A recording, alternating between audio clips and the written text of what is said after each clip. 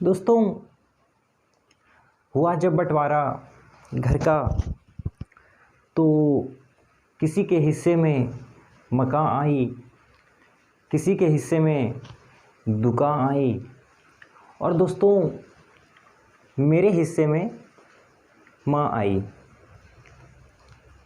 क्यों आई? मुझे दुकान चाहिए था। नमस्कार, जय हिंद, हेलो एवरीवन। तो इस वीडियो में हम कुछ मिलते जुलते वर्ड्स के कन्फ्यूज़न को दूर करने जा रहे हैं। जैसे आपने बहुत सारे वर्ड्स देखा होगा, आपने पढ़ा होगा, जो अक्सर हमें कंफ्यूज करते हैं, जिसे हम कंफ्यूजिंग वर्ड्स भी कहते हैं, ठीक है, या फिर जिसे हम होमोफोन्स भी कहते हैं, ठीक है। तो देखिए, जैसे आप समझिए, एक होता है अफेक्ट, एक होता है इफ़ेक्ट। तो इस दोनों में क्या डिफरेंस है, ठीक है। एक होता है बिसाइड, एक होता है बिसाइड्स। इन दोनों में क्या डिफरेंस है? एक होता है लुक, एक होता है सी। अब दोनों में क्या अंतर है? एक है टेल, स्पीक, से। इसमें क्या डिफरेंस है? हियर, लिसन, इसमें क्या डिफरेंस है? कीप, पुट, इसमें क्या डिफरेंस है? तो ऐसे ऐसे बहुत सारे वर्ड्स हैं जो हमें अक्सर कंफ्यूज करते हैं, और ये छोटी छोटी चीज़ें हमारे इंग्लिश को बेहतर बनाती है। तो दोस्तों, हम भी क्या कर रहे हैं इस वीडियो में, इन कन्फ्यूजन्स को दूर करने की कोशिश करते हैं। तो चलिए, आइए अब हम अपने इन वर्ड्स को समझते हैं। तो दोस्तों, सबसे पहले मैं जो पहला वर्ड लेना चाहूँगा वो लेना चाहूँगा बिसाइड, ठीक है।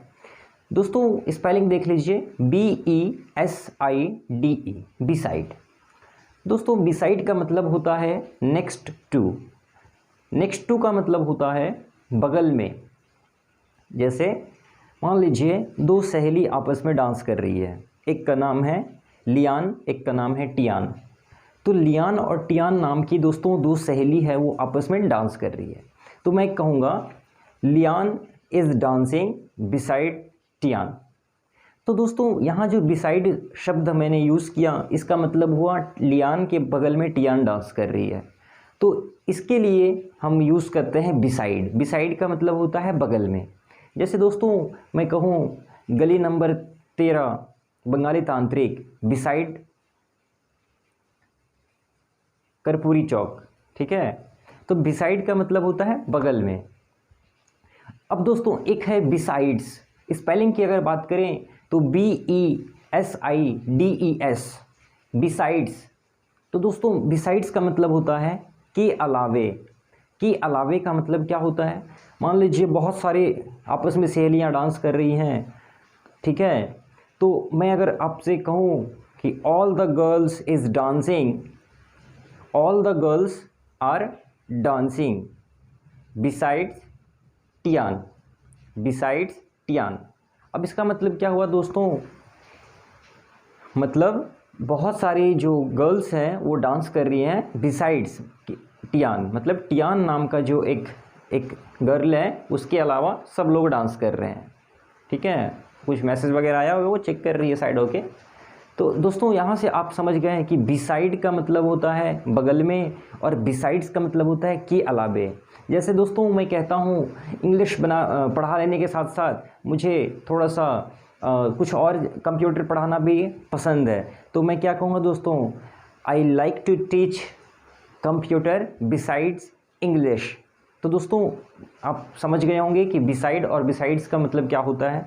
अब हम अपना दूसरा वर्ड लेते हैं दोस्तों। दूसरा वर्ड हम कौन सा लेंगे, कौन सा लेंगे, कौन सा लेंगे? अच्छा, दूसरा वर्ड लेते हैं हियर और लिसन। क्या डिफरेंस है दोस्तों? देखिए, हियर का मतलब होता है सुनना, और लिसन का मतलब भी होता है दोस्तों सुनना। हियर का मतलब सुनना, लिसन का मतलब सुनना। लेकिन फ़र्क इतना है, हियर जब कोई रैंडमली साउंड हमारे कान में आता है तो हम उसको बोलते हैं हियर। लेकिन अगर कोई हमें केयरफुली ये सुनवाना चाहता है कोई भी चीज़, तो उसको दोस्तों हम बोलते हैं लिसन। जैसे आपसे आपके टीचर कहते हैं, या आपके जो भी हैं, जो आपके टीचर हो या घर में कोई हो, क्या बोलते हैं? Listen to me carefully. दोस्तों, तो वो अपनी बातें आपको ध्यान से कहना चाहता है, वो चाहता है कि आप उसकी बातों को ध्यान से सुने। तो दोस्तों, वो कहता है लिसन टू मी। और लिसन के साथ हमेशा प्रीपोजिशन टू आता है, इसको आप ध्यान में रखेंगे, ठीक है।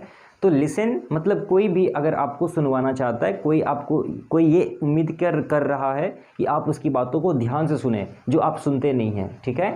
तो हियर का मतलब कोई रैंडमली, मान लीजिए कोई जा रहा था और कुछ धड़ाम से गिर गया, ठीक है, तो वो क्या है, उस साउंड जो हमारे कानों में हुआ हम बोलेंगे आई हर्ड अ वॉइस, ठीक है। तो आई हर्ड अ वॉइस हो गया। वॉइस, अब यहाँ पे खुद एक डिफरेंस है कि वॉइस और साउंड में क्या डिफरेंस है दोस्तों। तो वॉइस का मतलब भी आवाज़ होता है, साउंड का मतलब भी आवाज़ होता है। वॉइस किसी लिविंग थिंग की, अगर किसी लिविंग थिंग से जो आवाज़ निकल रही है उसको वॉइस बोलते हैं, और कोई नॉन लिविंग थिंग से जो साउंड प्रोड्यूस हो रहा है उसको साउंड बोलते हैं। जैसे मान लीजिए मैंने एक पत्थर मार दिया किसी को, तो पत्थर का जो टकराने का आवाज़ है वो दोस्तों कहलाएगा साउंड। लेकिन अगर कोई चिल्ला रहा है, जैसे मैं अभी क्या कर रहा हूँ, चीख रहा हूँ आपके लिए, तो ये क्या है, मेरा वॉइस है, ठीक है। जैसे बोलते हैं सर आपकी वॉइस क्लियर नहीं आ रही है, your voice is not coming, your voice is not audible to us. तो ऑडिबल टू अस वॉइस, ठीक है, आवाज़ इंसान के द्वारा, जानवर के द्वारा, लेकिन साउंड किसी नॉन लिविंग थिंग के द्वारा। तो दोस्तों हम बात कर रहे थे हियर और लिसन की। तो हियर कोई अगर रेंडमली आवाज़ हो जाए, और लिसन जब कोई भी किसी की बात हम ध्यान से सुनना चाहें, ठीक है, अगर हम अपनी इच्छा से, अपनी मर्जी से। चलिए अब दोस्तों एक और शब्द है, एक है कीप, एक होता है पुट। एक होता है कीप, एक होता है पुट।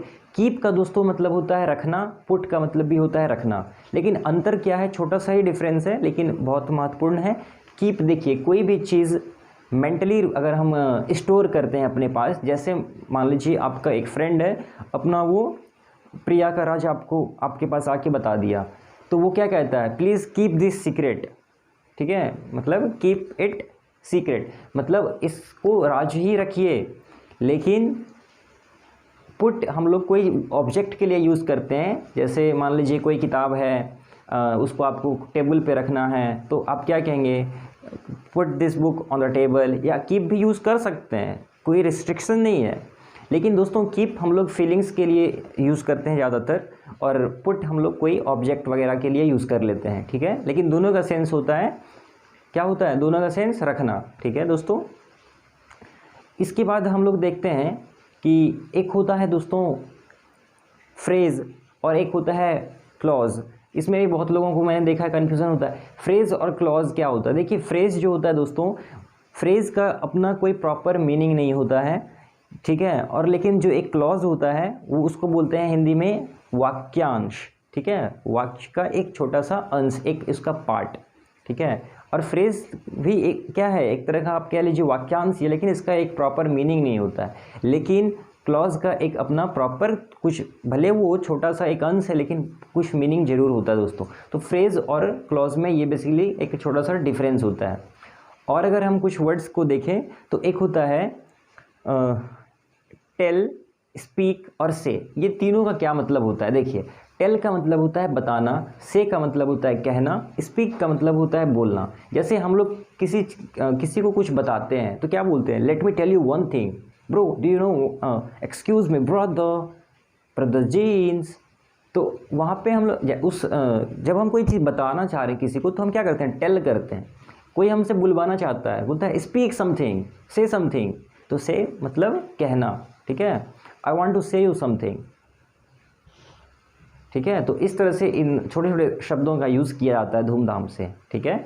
तो और एक देख लेते हैं, और एक ले लेते हैं दोस्तों, एक और ले लेते हैं एक वर्ड। एक होता है दोस्तों अफेक्ट, और एक होता है इफ़ेक्ट। अफेक्ट का मतलब होता है क्या, इफ़ेक्ट का क्या मतलब होता है, देखिए इफ़ेक्ट का मतलब होता है कोई प्रभाव, ठीक है। जैसे मान लीजिए दोस्तों बरसात हो रहा है, अभी भी हो रहा है जब मैं वीडियो बना रहा हूँ, तो बरसात अगर हो रहा है, मान लीजिए कोई बीज अगर लगा हुआ है, ठीक है, ज़मीन पे अगर कोई बीज है, तो पानी के वजह से, बरसात के वजह से क्या होगा, वो उस पर अफेक्ट होगा। मतलब जो वो बीज है, जो जिसका जर्मिनेशन है हो रहा है, ठीक है, वो क्या होगा, वो जो एक सीड है वो ग्रो करेगा, ठीक है। तो उसके बारिश के अफेक्ट से वो क्या कर रहा है, ग्रो कर रहा है। लेकिन उस रेन की वजह से कुछ दिन के बाद देखेंगे तो वो एक प्लांट के रूप में ढल जाता है, वो एक प्लांट में कन्वर्ट हो जाता है, वो एक सीड। तो रेन के इफ़ेक्ट से वो प्लांट में ग्रो कर गया, ठीक है, और वर्षा के अफेक्ट से वो बड़ा हो गया। तो मिलते जुलते का वर्ड है, होमोफोन से एक दूसरे का, ठीक है, अफेक्ट इफेक्ट, ठीक है, इसका मतलब कह लीजिए असर और एक का कह लीजिए प्रभाव। तो इस तरह से आपको सेंस को समझना है दोस्तों। तो मैं उम्मीद करता हूँ कि आपको समझ में आया होगा। अगर आपको ये वीडियो इन्फॉर्मेशन दिया है, अगर आपको ये वीडियो इन्फॉर्मेटिव लगा है तो हमारे चैनल को सब्सक्राइब ज़रूर कर लें, क्योंकि इस चैनल पे इंग्लिश लर्निंग से रिलेटेड मैं वीडियोस आपके लिए लेकर आता रहता हूँ। और प्लेलिस्ट जाके ज़रूर चेक करें, जिसमें हमने 90 डेज़ स्पोकन इंग्लिश का एक प्लेस लेकर हम चल रहे हैं। तो मिलते हैं दोस्तों नेक्स्ट वीडियो के साथ। Till then take care and goodbye. ध्यान रखिए अपनों का और